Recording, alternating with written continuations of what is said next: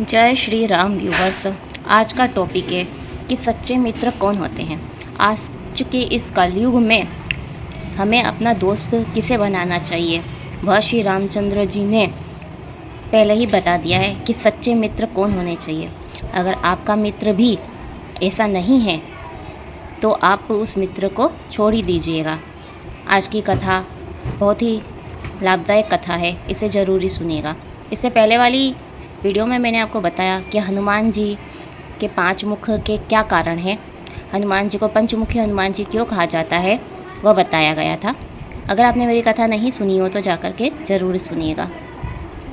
जब हनुमान जी राम जी से मिलते हैं तब उन्हें सुग्रीव के बारे में बतलाते हैं कि आपके चरणों का दास है, उनसे चलिए और मित्रता कीजिए, वह सीता जी की खोज करवाएगा।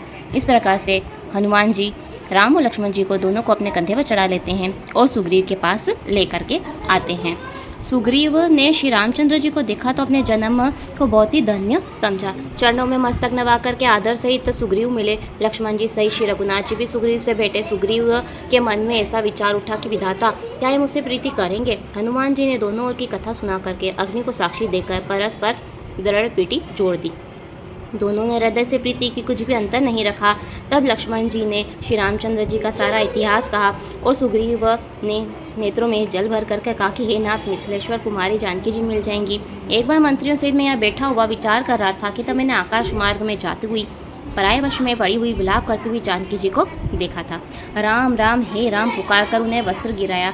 वह वस्त्र राम जी ने मांगा तो तुरंत ही सुग्रीव ने दे दिया और वस्त्र को छाती से लगाकर राम जी ने बहुत ही सोच किया। सुग्रीव ने कहा कि रघुनाथ जी सुनिए, सोच त्याग दीजिए, मन में धीरज धरिए, मैं सब प्रकार से आपकी सेवा करूँगा जिस उपाय से जानकी जी आकर के आपको मिले। कृपा सिंधु बल की सीमा रूप श्री रामचंद्र जी सखा के वचन सुनकर बड़े ही प्रसन्न हुए। बोले कि हे सुग्रीव, तुम किस कारण से वन में रहते हो, मुझसे कहो। तब अभी सुग्रीव बताता है कि वह वन में छिप करके क्यों रहता है। कहता है कि हे नाथ, मैं और बाली 2 भाई हैं, हमें ऐसी प्रीति थी जो कहीं नहीं जाती है। प्रभु, एक समय मय दानव का पुत्र जिसका नाम माया भी था, वह हमारे गाँव में आया। उसने आधी रात को दरवाजे पर पुकारा। यहाँ पर सुग्रीव बता रहा है कि एक मय दानव था, वह हमारे नगर में आया था और उसने हमको युद्ध के लिए पुकारा।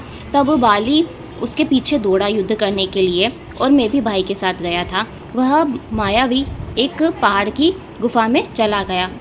तब बाली भी जा रहा था उसे मारने के लिए। तब बाली ने मुझे कहा कि तुम 15 दिन तक मेरी राह देखना, अगर इतने दिन में मैं न आऊँ तो समझ लेना कि बाली मारा गया। तब सुग्रीव कहते हैं कि राम जी, मैं वहाँ महीने भर तक रहा गुफा के बाहर और वहाँ से गुफा में से रक्त की बड़ी धारा निकल रही थी। तो मैंने समझा उस मायावी ने बाली को मार दिया है, अब आकर मुझे मारेगा। तो इसके लिए मैं गुफा पर एक बड़ा सा पत्थर की चट्टान लगा के आ गया और जब नगर में आया तब लोगों ने बिना राजा का नगर देखा तो उन्होंने मुझे ज़बरदस्ती राज्य दे दिया।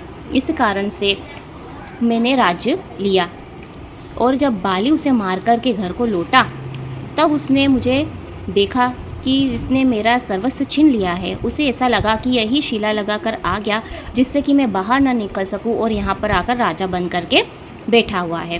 पर सुग्रीव ने उसे बहुत प्रकार समझाया, पर बाली ने उसकी एक भी बात ना सुनी। उसे मार करके बाली ने सुग्रीव को मार करके वहाँ से निकाल दिया।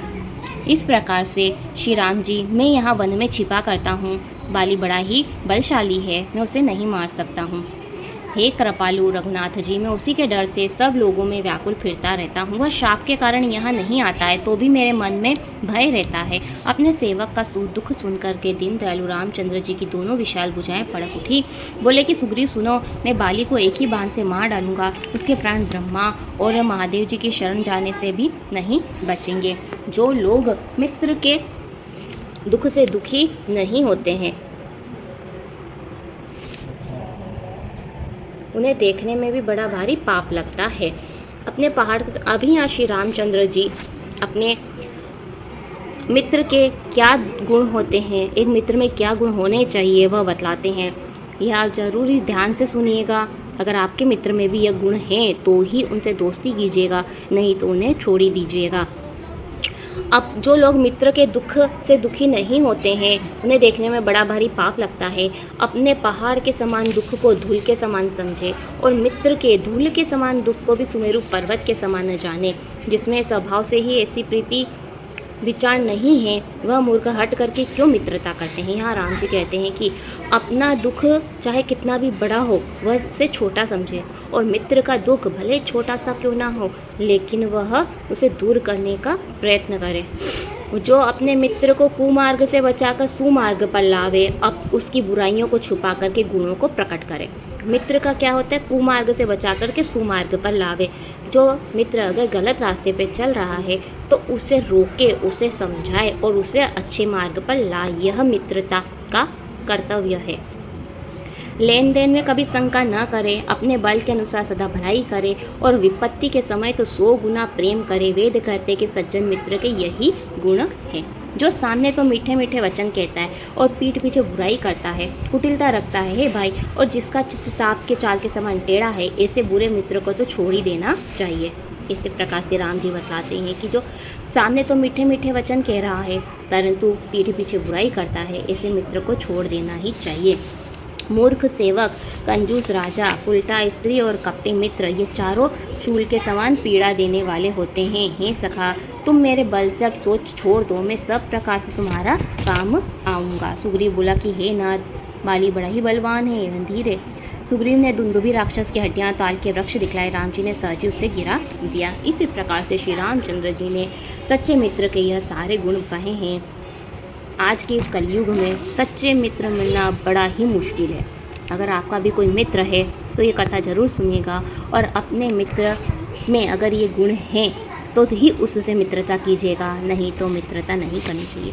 हमें मित्रता करनी ही है तो भगवान जी से क्यों ना करें। जो सच्चे मित्र हैं, जो कभी आपको साथ नहीं छोड़ेंगे, हमेशा आपके दुख में आपके साथ खड़े रहेंगे, आपके दुखों को दूर करेंगे, आप भगवान जी को अपना मित्र बनाइए। आज की कथा हम यहीं पर समाप्त करते हैं। आने वाली कथा में हम पढ़ेंगे कि कैसे सुग्रीव बाली का नाश करता है।